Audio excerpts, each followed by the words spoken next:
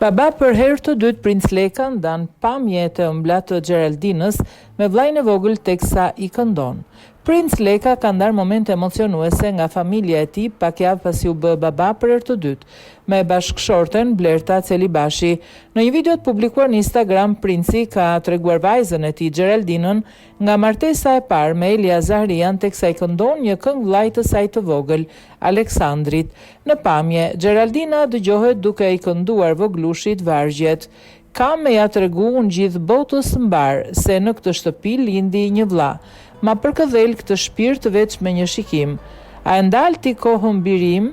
Krahas videos, Princ Leka ka shkruar një mesazh për lidhjen mes dy fëmijëve të tij.